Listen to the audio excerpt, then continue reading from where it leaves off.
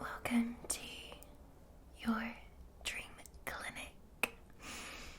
We are somewhere halfway between consciousness and unconsciousness. You've been flagged today as requiring my help. You see, when you have a number of sleepless nights, we have to intervene to help you sleep. You've been very restless, very loud, crazy dreams, and I'm here to restore order in your mind. So, this should be a very relaxing experience for you, where we're going to customize your dreams. I've got a lot of choices. There's dreams that are particularly popular at the moment, such as destination dreams. And obviously we can look at sounds and bedtime stories to help give you some inspiration on what to dream about. And of course we have treats. Everyone loves a treat. I have your sleep tea here. Baku. I selected it myself. All nice here and ready for you to drink up. It helps with the magic. Helps you calm down and relax and lets you fall into that state of calmness that you desperately need. I've got treats here as well for you. I'll show you. Even wrapped them.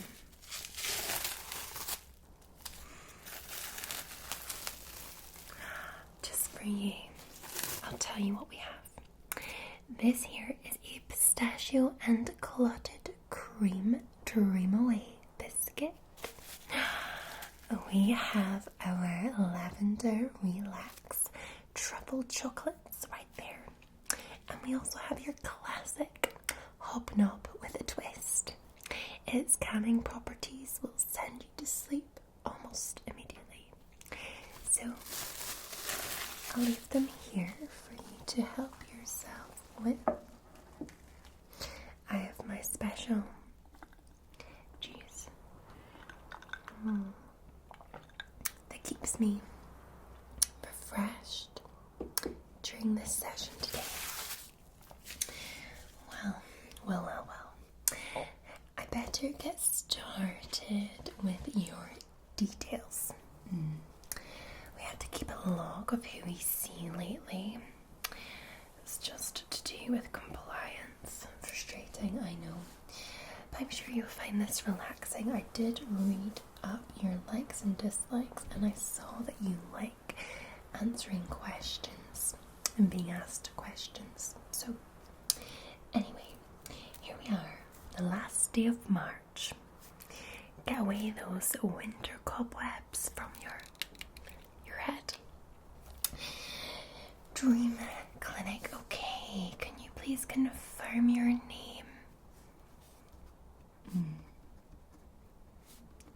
Okay. And your place of birth. It's necessary. We like to draw connections between where you're born, when you were born, your age, and your sleeping habits. Okay.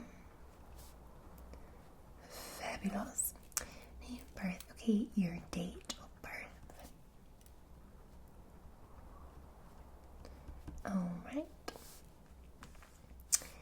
That makes you, okay, years old. Wonderful, wonderful. And your current address, well, is where you're in your bed at the minute. That's no problem.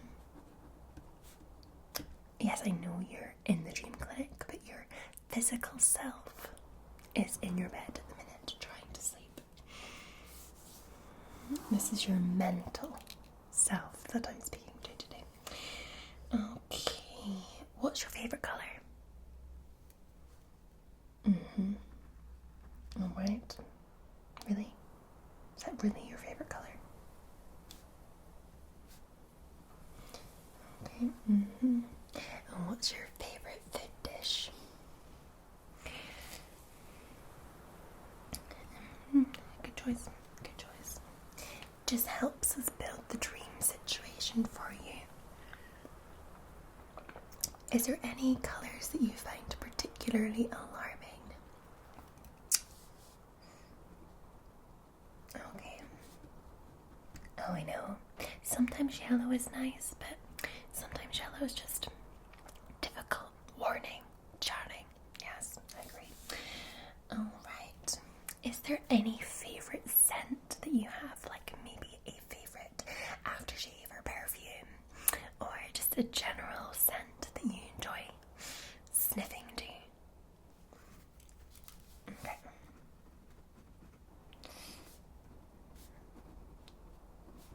That's good. Good.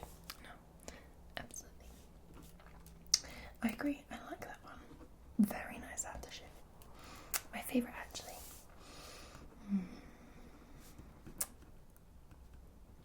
This is all very helpful information. Okay, would you consider yourself a romantic at heart, or do you not really like romance? Romantic at heart. Doodles of love hearts. Alright.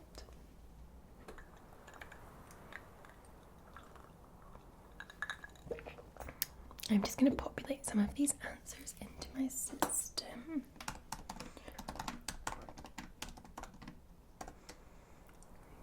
Okay. And this filters directly into our generator that will help with pushing some better dreams into your mind, getting rid of those negative nightmares. I'm just going to make sure that we avoid yellow. We have some of these colours. Oh, and scents of that. Oh, food, taste, really important for a dream. Okay. Romantic.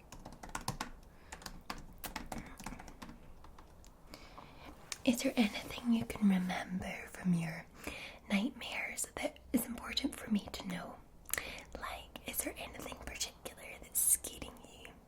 Can be stressful. It might be that it's not scary, it's just making you panic. So it could be work related or any, I don't know, maybe the scary neighbor next door, you know, that sort of thing.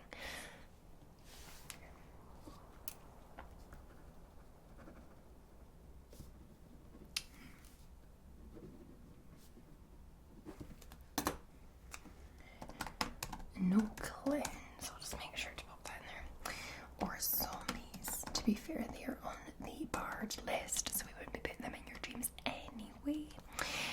Okay, well, what we'll do is we're going to go through a selection of destinations. Because what we'll do is we'll build probably a travel dream. They're extremely, extremely popular at this moment in time. Travel dreams. Yeah, so what I'd like to do is show you, give you some ideas. I brought a brochure with me today for places that you want your dream setting to be. The setting is the most important aspect. I mean, it can be in your home, in your bed, but you know, people find that it doesn't really help them relax. So we want to take you far away from that to a dreamland, essentially. And we can also discover what type of sounds that you like. You know, it could be rain, rainforest, seaside, etc. And then we have a selection of short stories. I'm going to have a look through and see which one would be more suitable for you. And we'll read this to you because it gives you an idea, helps your brain just start to take in that story. And it then starts to build your dream. Okay. And in the meantime, you can sip your tea, take some of our relaxing biscuits, and just relax. Alright. Okay. Just gonna pop this up here. Move this around.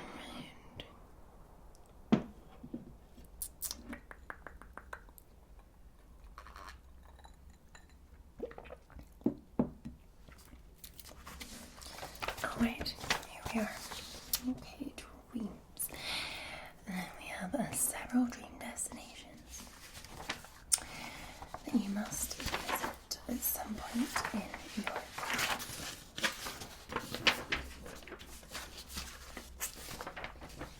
Okay, this one. So we've got Patagonia in Chile. So let me just set the scene for you. So Patagonia in Chile is definitely one of the best dream travel destinations for those who enjoy outdoor activities, a big fan of nature. Is that you? Do you like nature? Okay. And the highlights of this is the Torres del Paine National Park. You can explore via the breathtaking W Trek. Patagonia's beauty is truly hard to put into words.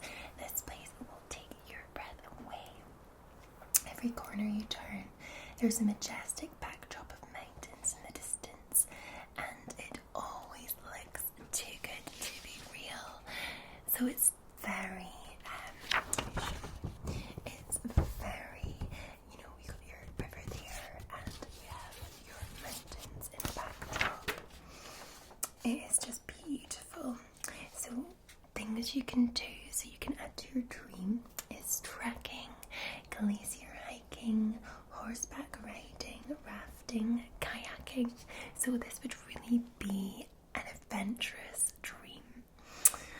Okay, so you can also relax at the dreamy Rio Serrano Hotel and Spa, where you get an incredible view of the mountains right from your room. That, to me, sounds pretty good. So I want you to rate that on a scale of 1 to 10. Does that align with things that make you happy? Would you like to do that? Okay. That score will get that one. Okay, the next one is a strange one. It's a little bit different. It might be difficult to manifest in your head because nobody's ever really been here, but I do have some pictures to show you. So believe me when I say Uzbekistan is hands down the most underrated country on the earth. So I can never recommend it enough. No words can do to describe to give this country justice. It's one of those places whose beauty will leave you absolutely speechless, and whose people will leave a lasting impression on your heart. One of the first things you'll notice about Uzbekistan is the incredible architecture there.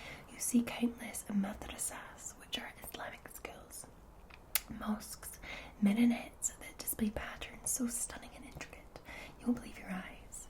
In addition, the Central Asian country is also a great place to learn about the history of the Silk Road. Oh, I've had many people have the Silk Road dream. What an incredible place back in the day. So if you spend some time in Uzbekistan,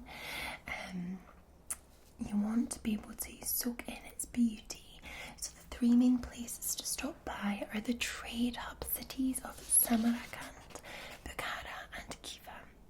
You'll be glad to know that Uzbekistan is not only incredibly safe, it also has a very developed railway system, making it really easy to get around on your own. And Uzbek people are hands down the kindest, most sincere and most welcoming locals that you will meet. They go out of their way to make you feel comfortable in their country, and their incredible hospitality will make it very hard for you not to fall in love with Uzbekistan. That sounds amazing, but difficult to understand, so here's a couple of pictures up there.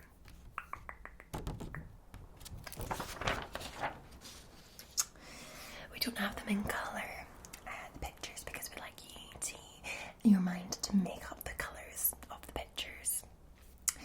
It just helps. We don't want to give you too much for your dreams. So what would you rate that? Right. Noted. The next place we have is Moscow in Russia. So it's filled with art, history and splendid architecture. Moscow is definitely one of the best places to visit in Russia. The capital city's unique Orthodox churches and cathedrals are worth seeing at least once in your lifetime. The famous Red Square, which houses the Kremlin, is an incredible place to learn about the history of the country while admiring fairy tale style buildings. So if you enjoy art, if that's you, Moscow's home to some of the most ornate metro stations in the world. So they were built during the Soviet times. Their extravagant decors are truly fascinating sight. And during your time here, they recommend that you visit Bunker 42, which is a secret Soviet bunker used during the Cold War. Today's a Cold War museum, showcases equipment used in the past and serves as a great reminder for us not to take peace for granted. There's also the Ismailovo Kremlin, a colourful complex with museums, souvenir markets, restaurants and buildings inspired by drawings of old Russian fairy tales. Amazing. You can stay at the Four Seasons Moscow, which is a stunning luxury hotel located right next to the Red Square. So that is Moscow. How would you rate that? Okay, I feel like these scores are getting lower. Okay. Oh, you'll like this one. You'll really like this one. So the next place to stay is the Komodo Island in Indonesia. Okay, so Indonesia is a dreamy country. Picture this. Turquoise waters, pink beaches, swimming with sea creatures around, with sea creatures sound appealing to you. You see all of those amazing things and more in the Komodo Island. Famous for the Komodo dragon. I did think of that there. You can book a boat tour to Komodo from the Labuan Bajo. You can spend several nights on the boat as it takes you to all the important sites of the island, allowing you to snorkel in some of the clearest waters. Some of the key spots in the Komodo Island are the pink beach. It got its colour from microscopic animals that produce a red pigment on coral reefs. There's also Patagonia Island, which offers the best sunrise viewpoint over the entire Komodo National Park.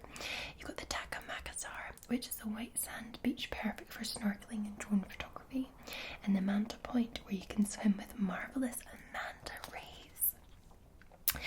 Visiting Komodo Island is an experience you won't forget and one of Indonesia's best treasures. Afterwards, you can then go on a yoga retreat in Bali. Wow. Okay, Komodo Island. What would you recommend? What would you rate that? Yeah, I think that's a fair score. How cool options for your dream. Help yourself to a little biscuit. Just to help with your relaxation.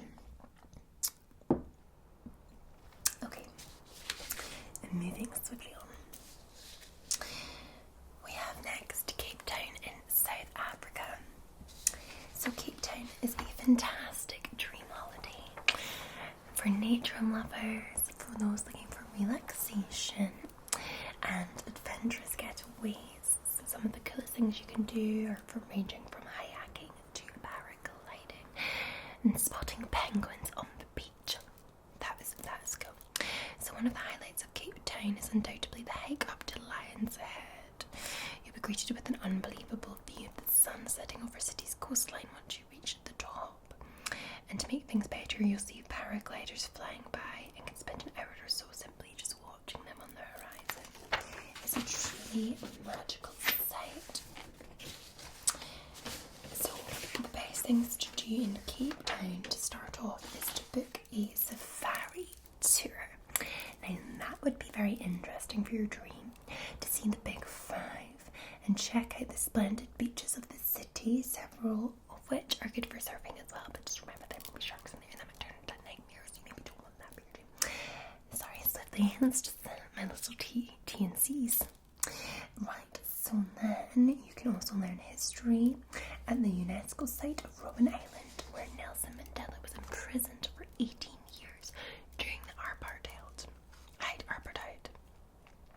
The tour guides there are all former political prisoners of the island themselves, which makes for a very personal and insightful experience. That is amazing. Some other must-see spots are the Table Mountain, Cape of Good Hope and Boulders Beach for magnificent sightings of penguins. And last but not least, the seafood in Cape Town is out of this world, so don't forget to try that if you're a fan. I love that so much. The best time of the year is to go March to May and then September to November. So, Cape Town, what would you score that? Okay, that is noted. You'll like this one as well. We have Japan. Japan is one of the most cleanest and orderly places you can visit. Everything is punctual to the dot. People are extremely polite. The streets are spotless, and even the subway seats are heated. Hello, that's a good dream. That's a very good dream. If you want to get to know one of the most beautiful and peaceful cultures in the world, then definitely head to Japan. You'll be touched by locals going out of their way to help you out, and also fascinated by all the quirky and unique things there, such as wasabi flavoured Kit Kat. No, that's a nightmare thing. Don't have that in your dream. And ramen noodle baths, maybe. Also goes without saying that Japanese food will take you straight to heaven. While the sushi and sashimi in Japan are obviously as fresh as could be, there are many other delicacies as well to try. So you can have the okonomiyaki, it's a savoury pancake, the yakitori, which is meat skewers, the taroyuki, which is octopus dumplings. Some of the best dream places to go on holiday in Japan are Tokyo, Kyoto, Hiroshima. I think that's where there was the nuclear power plant. We'll probably avoid that because that might turn into a nightmare for your dream. The Osaka and the Nara. And if you adore monkeys, you can visit the Jigo Kundani Monkey Park to see snow monkeys bathe in the natural hot spring. Snow monkeys. So good. Best time to go is March to May. Obviously it's March now. Good time for you. March. That's when you have the cherry blossoms. Picture Japan. Cherry blossoms. Good food. That makes for a good dream. Okay. What do you rate it?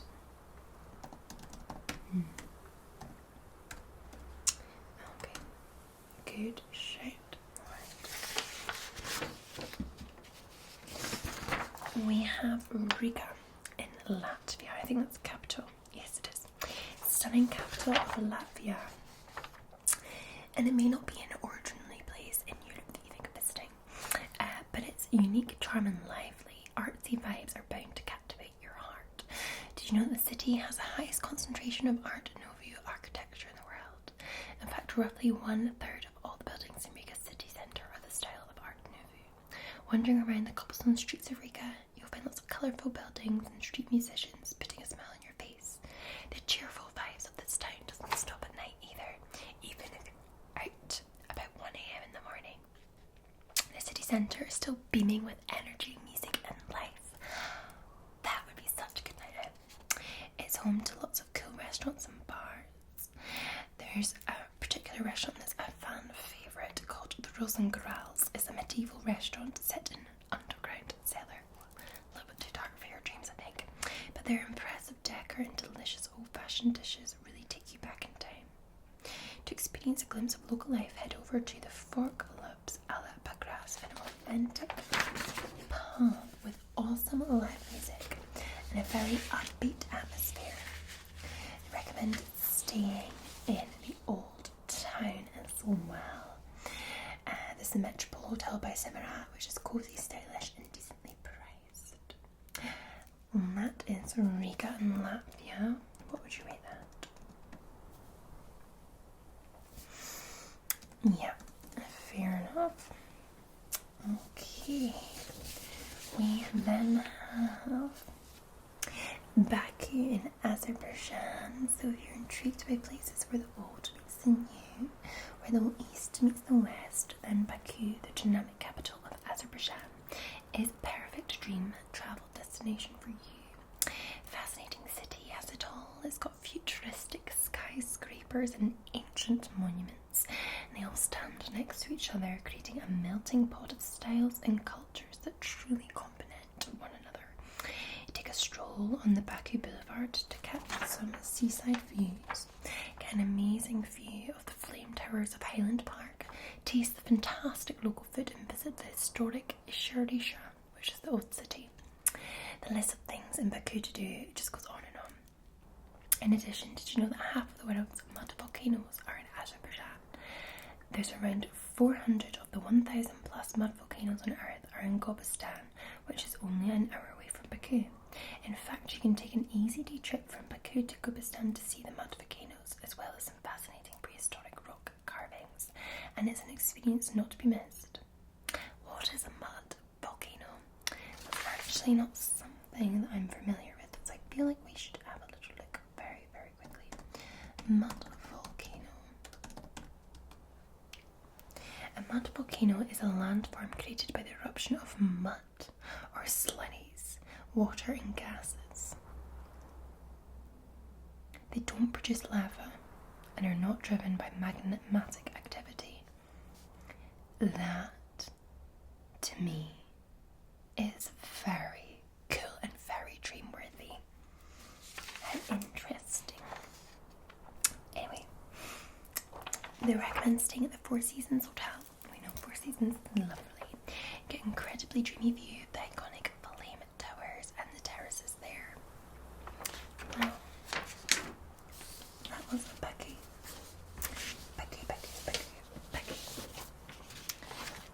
Best time to visit is May, June, September, October. Most ideal weather is going to be quite wet just now, but it's your dream, so you can make it sunny if you like. What would you rate Baku? Okay.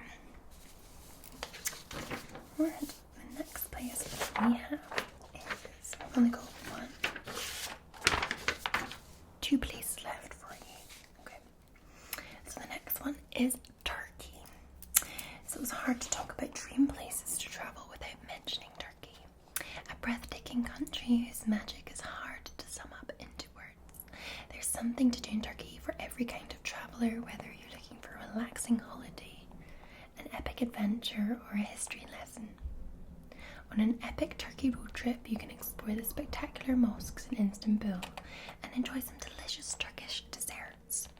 Visit the captivating ruins of Vesuvius, one of the 7 wonders of the ancient world. Ride a camel through the enchanting rock formations of Cappadocia and discover the majestic waterfalls of Antalya. Or simply relax in the thermal pools of Pamukkale. There's also plenty of amazing things to do in Izmir. One experience you can't miss during a trip to Turkey is watching hot air balloons rise over Cappadocia during sunrise. You can ride one if you don't mind the steep prices. Well, you wouldn't have any prices because it's your dream, so you can ride one if you would like. One of the best places to watch the balloons rise is from the cave hotels around Cappadocia. There are 2 of them in particular that are highly recommended, the Koza Cave Hotel and the Museum Hotel. The first one is a terrace with an unbelievable view and fewer crowds compared to the more popular cave hotels in Green. The latter allows you to enjoy the pool of balloons from a dreamy pool.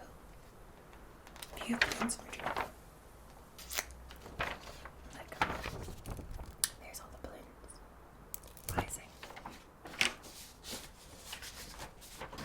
What do you rate Turkey? Okay. Great. Okay, well, we've got our last one now.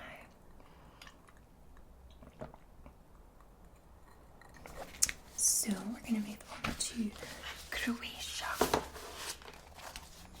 Our last one. So imagine a seaside getaway with delicious food, jaw-dropping sunsets and atmospheric old towns.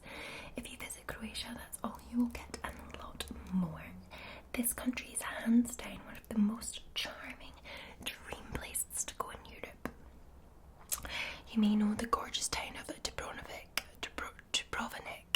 for Game of Thrones landmarks, but did you know that its historic old town is also one of the most well-preserved medieval cities in the world? That is very cool. You can easily get lost wandering around the cobblestone streets and ancient buildings there, paired with a magnificent view of the sea. Every corner of the city is simply ravishing. Don't spend all of your time in Dubrovnik. Keep saying it wrong. It is. You can hop on a bus and get to Split in 2 hours to indulge in the waterfront fun. Other places that you can go to is Zagreb, Rovinj, Hvar, Istria, Vizkirk, but to visit Lakes National Park and Krka National Park, you'll be welcomed by vibrant beaches, soothing waterfalls, ancient ruins, and the most relaxing vibes. What more could you ask for? There's little places to stay as well right by the old town, has private pools, beautiful sea views, very decently priced given its wide range of amenities. Okay, what would you rate Croatia?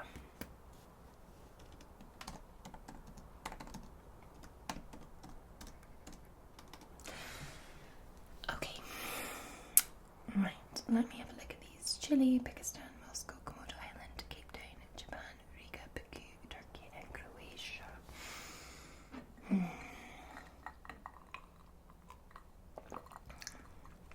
Going by your ratings, you have 3 at the top. The 3 at the top are the Komodo Island, Japan and Croatia. They're all a 9 out of 10. So, which one is it going to be? So, Komodo Island is going to be an island destination with the beach, the sea, Komodo dragons, pink beaches.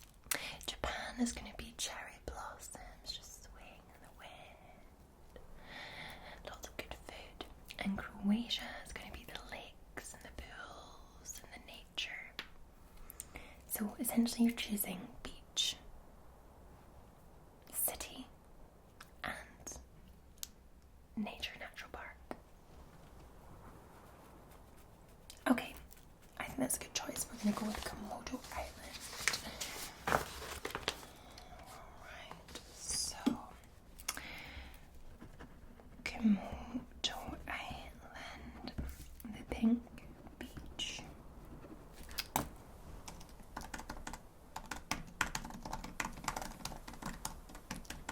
Are you happy with the pink beach? Okay. I think we will bring you a little beach hut. There. Do you like the sounds of the sea? Okay, so happy with the sounds of the sea. So we can bring them in. The sounds of the sea for you in this dream.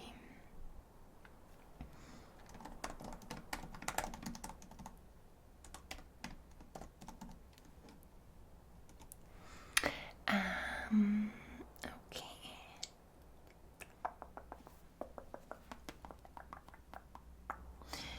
Okay, and the pinks. You like the pinks, yeah. Would you like to see Komodo dragons?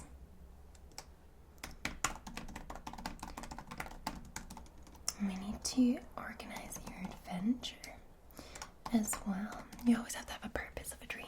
You can't just sit there. You know, it wouldn't be a dream. It would just be doing nothing. So, we need an adventure. Maybe we'll have a Komodo dragon that can speak. That helps you in the island. I think what we should do is get some inspiration from perhaps some stories. So, what have we got?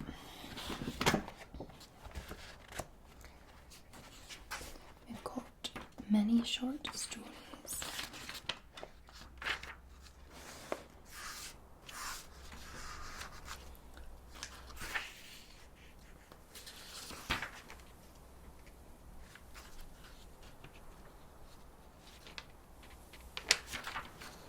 Forgotten dreams. Might be too cheap. I wonder if there is fairy tales in here. Excuse me while I look to see what we have.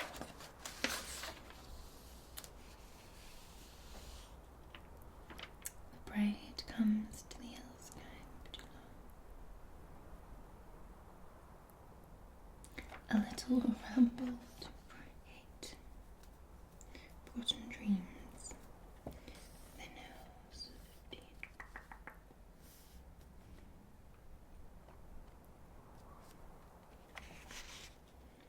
There's the hare and the tortoise and the red shoes. The red shoes.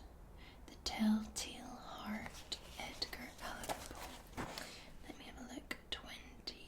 Number 20. Have I read this before? I don't know if I have.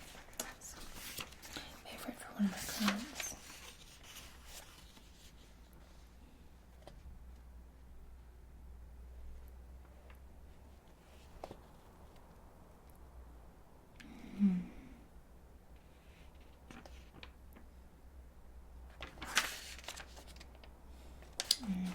No, that looks like a little bit strange.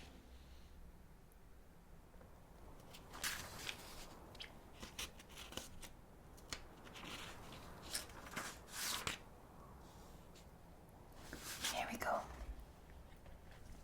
Called The Red Shoes by Hans Christian Andersen. There was once a little girl, very nice and very pretty, but so poor that she had to go barefoot all of summer. And in the winter, she had to wear thick wooden shoes that chafed her ankles until they were red. Oh, as red as they could be.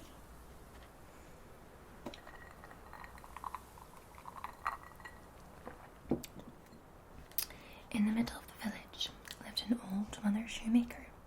She took some old scraps of red cloth and did her best to make them into a little pair of shoes. They were a little bit clumsy, but well meant, for she intended to give them to this little girl. Karen was the little girl's name. The first time Karen wore her new red shoes was on the very day when her mother was buried. Of course, they were not right for mourning, but they were all she had, so she put them on and walked bare-legged after the plain wicker coffin. Just then a large old carriage came by with a large old lady inside.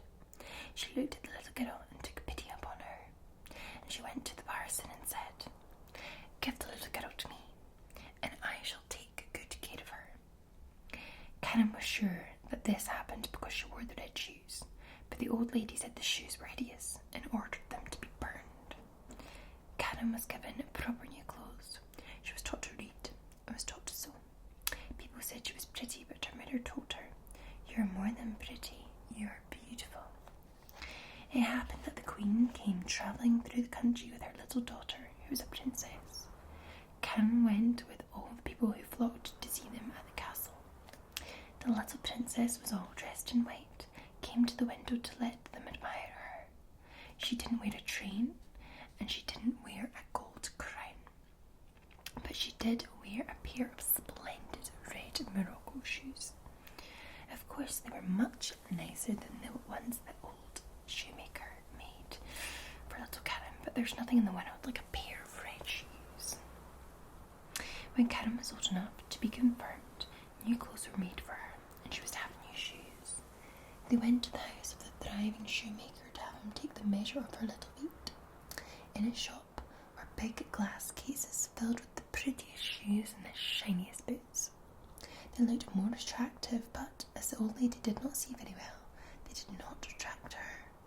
Among the shoes there were a pair of red leather ones that were just like those the princess had worn.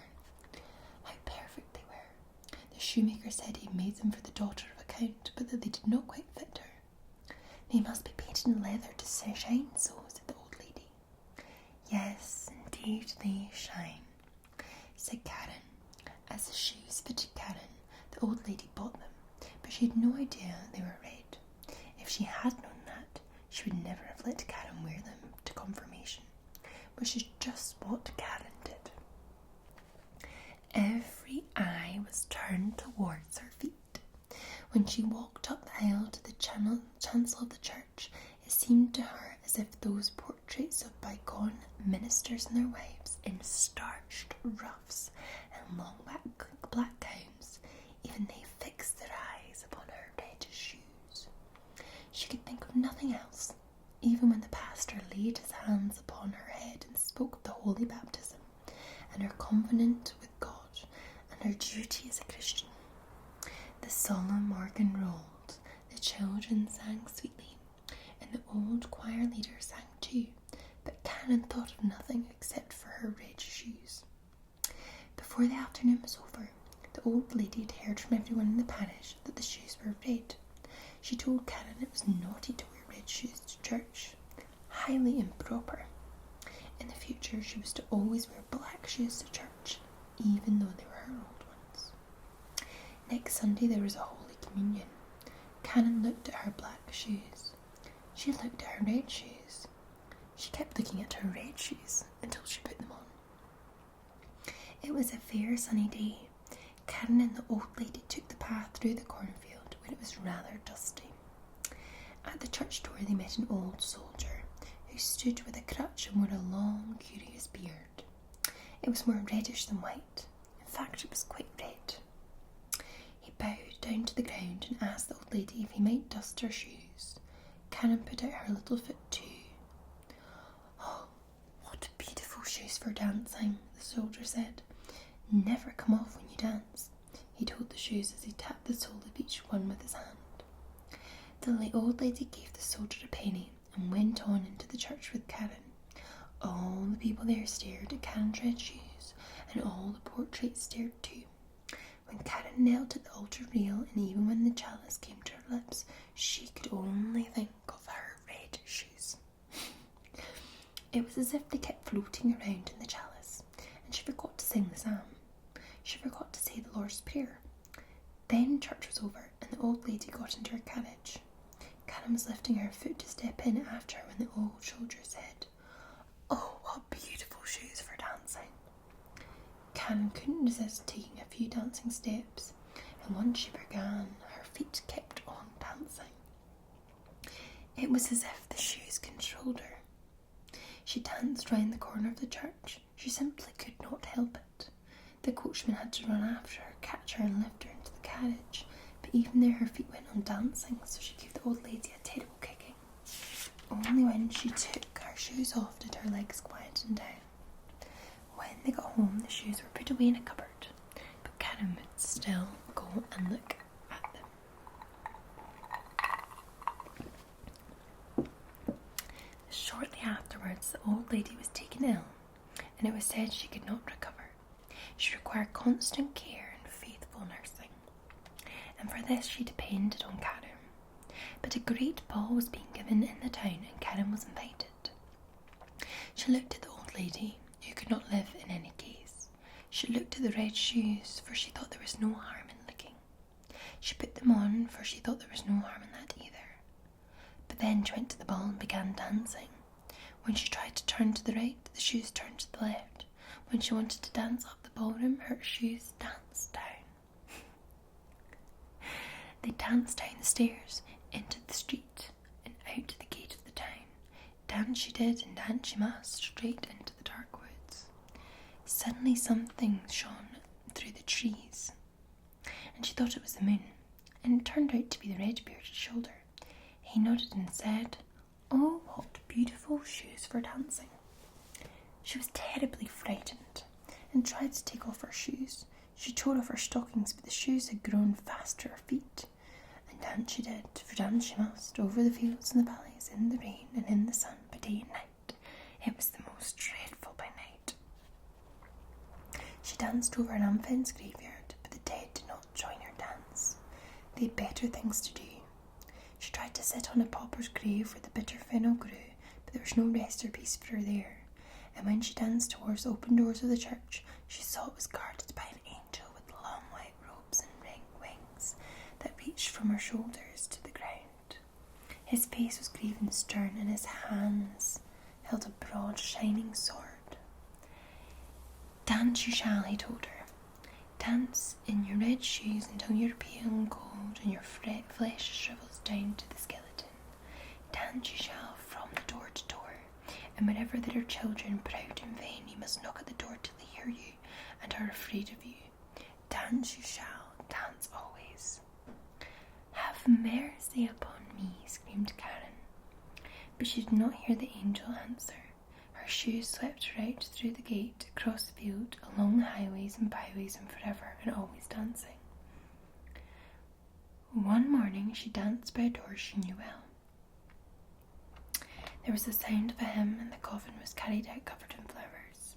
Then she knew the old lady was dead. She was all alone in the world now, and cursed by the angel of God. Dance she did, and dance she must, through the dark night. Her shoes took her through thorn and briar, and scratched her until she bled. She danced across the wastelands until she came to a lonely little house. She knew that this was where the executioner lived, and she tapped with her finger on the window pane. "Come out," she called. "Come out. I can't come in, for I am dancing." The executioner said, "You don't seem to know who I am. I strike off the heads of bad people, and I feel my axe beginning to quiver." "Don't strike off my head, for then I could not repent of my sins," said Karen, "but strike off my feet with the red shoes on them."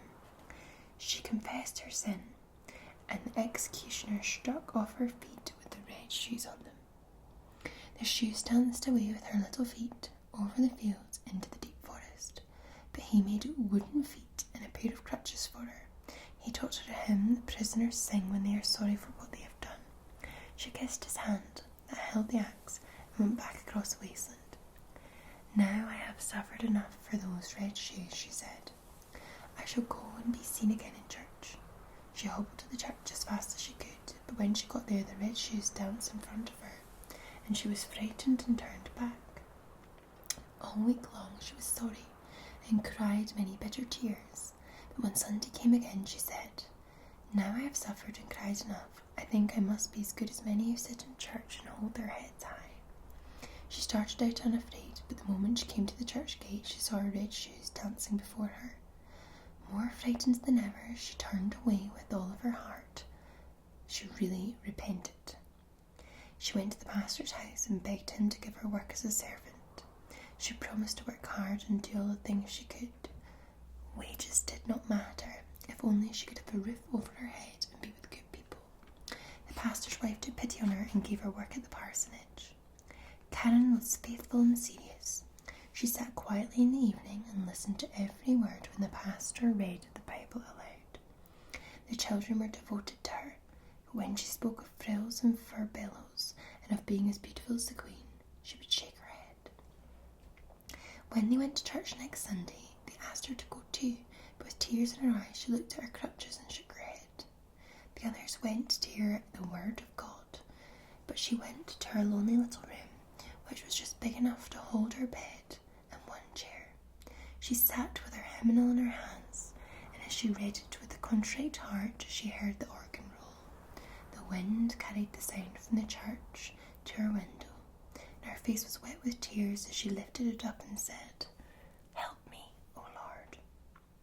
Then the sun shone bright, and the white-robed angel stood before her. He was the same angel she had seen that night at the door of the church, but he no longer held a sharp sword. In his hand was a green branch covered with roses. He touched the ceiling with it, There was a golden star where it touched, and the ceiling rose high. He touched the walls, they opened wide. She saw the deep-toned organ. She saw the portraits of ministers and their wives. She saw the congregation sit in the flower-decked pews and sing from their hymnals. Either the church had come to the poor girl in her narrow little room, or it was she who had been brought back to the church. She sat in the pew with the pastor's family. When they had finished the hymn, they looked up and nodded to her. "It was right for you to come, little Canon," they said. "It was God's own mercy," she told them. The organ sounded and the children in the choir sang softly and beautifully. Clear sunlight streamed warm through the window right down to the pew where she sat. She was filled with the light of it, and with joy and peace that her heart broke. Her soul travelled along the shaft of sunlight to heaven, where no one questioned her about her beautiful shoes. That was very random. That was very, very, very random. Well. Maybe that will help a little bit with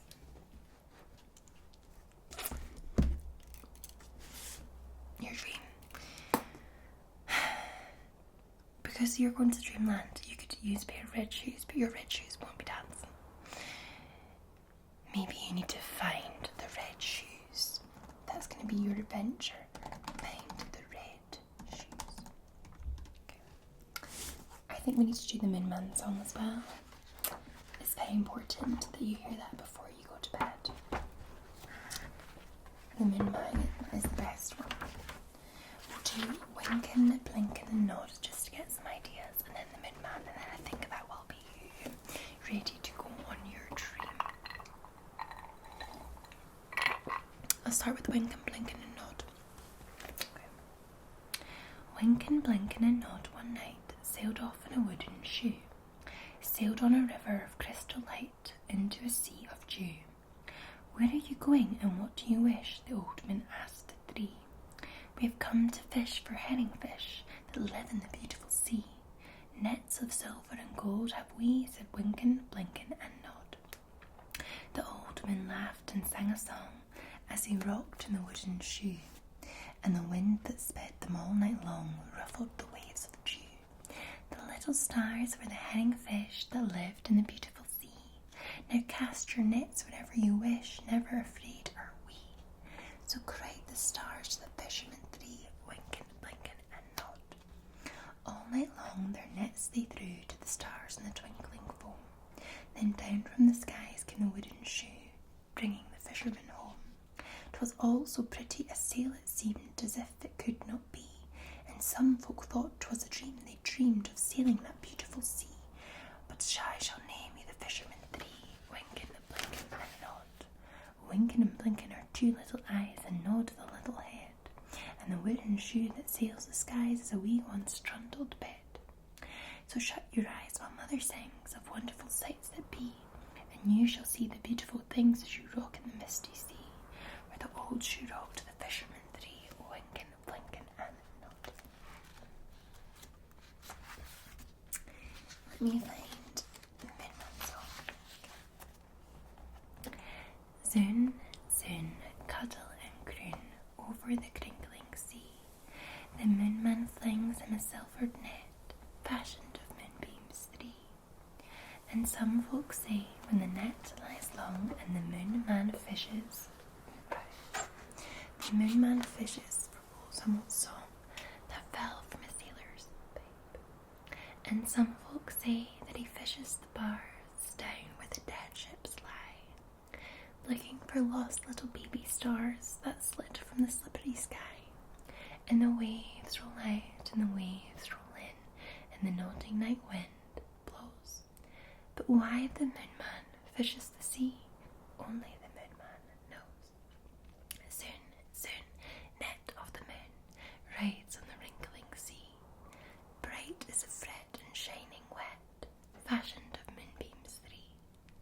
And some folk say, when the great net gleams and the waves are a dusky blue, the Moon Man fishes for two little dreams he lost when the world was new. And Some folks say in the late night hours when the long thin shadows slide, the moon fishes for cold sea flowers under the tumbling tide.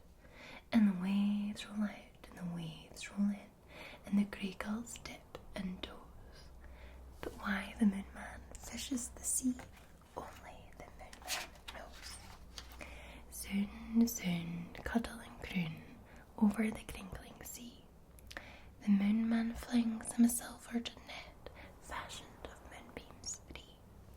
And some folks say that he follows the flecks down where the last light flows, fishing for 2 round gold-rimmed specks that blow from his button-like nose. And some folks say while the salt sea foams and the silver net lines snare, the moon man fishes for carbon combs that float from the mermaid's hair. And the waves roll out and the waves roll in, and the nodding night wind blows. But why the moon man fishes the sea, only the moon man knows.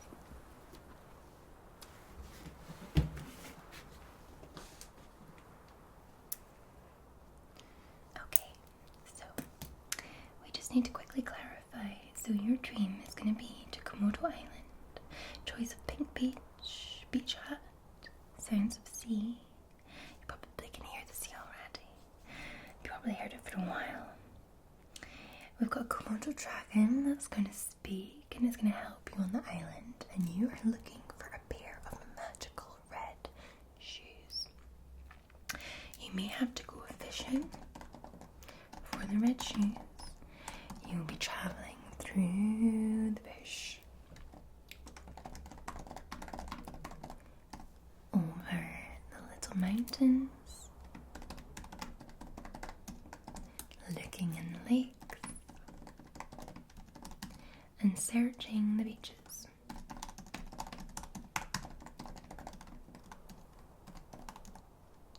The red shoes will be a very valuable prize.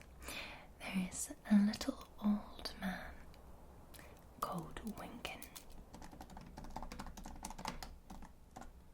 that will pay you very well with magic if you can find the red shoes on the Komodo Island and return them to him as a wish. He can grant you a wish. Grant a wish. Any wish. Any wish at all. Any wish at all. So have a think about your wish that you want to ask for. And that, my friend, is your dream this evening. So, take some deep breaths.